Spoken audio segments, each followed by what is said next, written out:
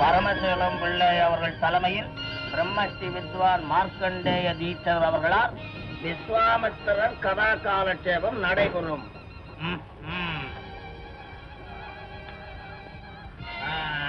கணக்கான சாப்பிட்ட உடனே நல்லா பேதி ஆகிற மாதிரி மாத்திரை இருக்கா? இருக்குங்க. ஒரு 4 குடு.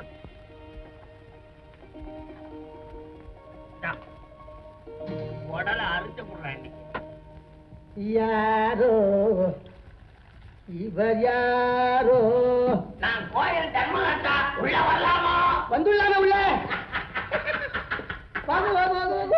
என்ன விஷயமா வந்து? ஒண்ணு இல்ல. ஒண்ணு இல்லையா? இல்ல இருக்கு. நான் பரங்கி மலையில புதுசா ஒரு முருகன் கோயில் திறக்க போறோம். சரி. கும்பாபிஷேகத்துக்கு உங்க கதா காலட்சேபம் தான் வேணும்.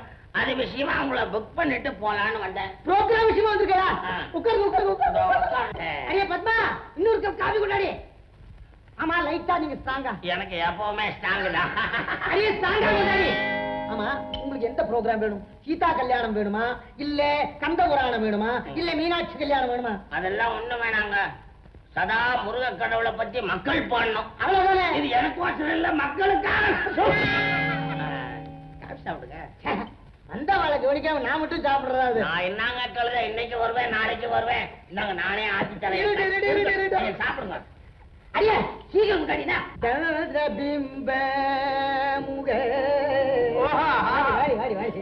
சாப்பிடுங்க சாப்பிடுங்க சாப்பிடுங்க. இந்த பாப்பாவோட முகம் விட்டு சினிமாவில சேர்ந்துச்சுன்னா சட்டுன்னு முன்னுக்கு வச்சிடும்.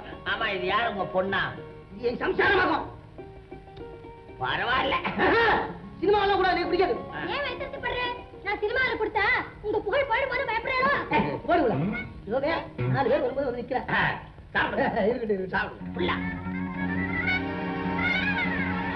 மகாஜனங்களே, இன்று விஸ்வாமித்திரர் கதையை நான் சொல்ல போறேன். விஸ்வாமித்திரர் யார்? அவர் முன்காபக்காரர் என்பது எல்லோருக்கும் தெரியும். அவருடைய தவம் எப்படிப்பட்டது? இன்னைக்கு தலைமை வகித்துள்ளார்களே பிரம்மச்சாரி பரமசிவம் பிள்ளை, அவர்களின் உறுதியை போன்றது. அவர்கள் தலைமையில் கதை சொல்லும் வேறு பெற்றதற்காக நான் பெருமைப்படுகிறேன். பிரம்மச்சாரி பரமசிவம் பிள்ளை போல் உறுதி படைத்த விஸ்வாமித்திரனை மேனகை தன் நாட்டத்தால் கவர முயற்சிக்கிறார். அவளால் கவர முடியுமா? முடியாதா? முடியும், நிச்சயமாக முடியும். அவள் தேவலோகத்து பெண்ணாயிற்றே. என் வாழ்க்கையில் உங்களை போன்ற ஒருவருக்கே மாலை சூட்ட வேண்டும், மணாளனாக ஏற்றுக்கொள்ள வேண்டும் என்ற வைராக்கியத்தில் வாழ்ந்து கொண்டிருக்கிறேன். உங்கள் மானசீக காதலி ஆண்டாள்.